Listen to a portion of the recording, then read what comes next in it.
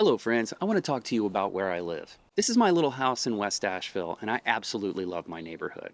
Now, take a look at these other houses that are all within a half mile of mine. The first one is still under construction on the backside of my block, and the other four are all within a half mile of my house and within 1 block of each other. These four were all built and sold in 2024, and the least expensive of them sold for $789,000. The smallest one is over 2,000 square feet, and the largest one is well over 3,000. And I'm pretty sure that the one that's still under construction on the backside of my block is the largest of them all. So all of these are brand new single family homes that are quite large, expensive, and take up almost all of the underlying land. And I don't find them ugly or upsetting. And I don't blame the people who bought them for wanting to live here. This is exactly where I want to live.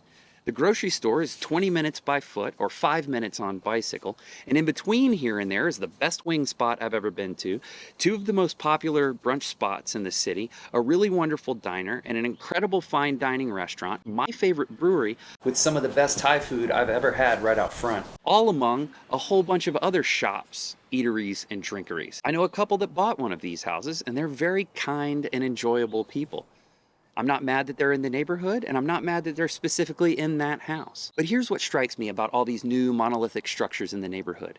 They're all single family homes. Now remember that my home is 600 square feet, meaning that you could fit 3 dwellings the size of my home in the smallest of these houses with enough space left over for a shared laundry room. So why isn't this style of housing being built? Well, in short, the city's zoning laws make that hypothetical use of the exact same building illegal. All of the lots I've mentioned, including my own, fall under the same zoning designation, which makes them convenient to compare.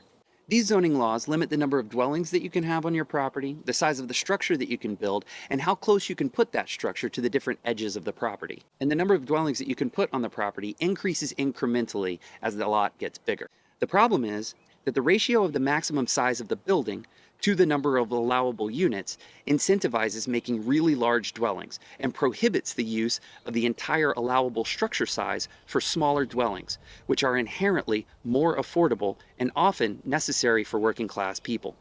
All of these huge single family homes have essentially been constructed on the smallest allowable lot size in our zoning district. They're all about 4,000 square foot lots. Now bear in mind that the largest of the houses that I've shown you is 300 square feet larger than 5 times the size of my house, meaning that you could fit 5 dwellings the size of my house inside of that building with 300 square feet left over for common uses like staircases, storage, or a building laundry facility. Now, the size of the structure is already regulated by another provision of the zoning law, which prevents something disproportionately large from being built. So it seems that density regulation, which limits the number of dwellings that can be put in that building, only serves to keep working people priced out. Now, I've lived all over the country, and this is the largest place that I've ever lived by myself. Most of the apartments that I've occupied have been less than 500 square feet, and that's always been plenty for me, especially because I always prioritize being super close to the necessities and amenities that I cared about. But more importantly, these smaller footprint homes can be afforded by people in working class jobs. Remember all those businesses that I talked about earlier?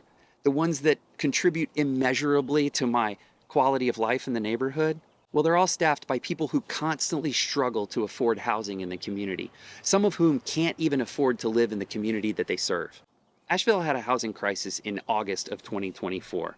And in September of 2024, Hurricane Helene devastated the area, destroying dozens of thousands of homes in the region and calling into question the prudence of building on a lot of the land that was previously thought developable. Creating new housing has never been more critical to the city that I love. Now, it seems unproductive to speculate as to why the city maintains zoning rules which incentivize the construction of high-end dwellings while prohibiting the construction of smaller footprint, more affordable ones. But it surely seems that the outcome of this density regulation is city-mandated exclusion of people from neighborhoods based on their socioeconomic status. And again, I'm not upset with these beautiful new houses in my neighborhood or the people who purchased them. It just seems to me that if somebody wanted to build small footprint, affordable units in a building that is exactly the same size and shape, the city should let them.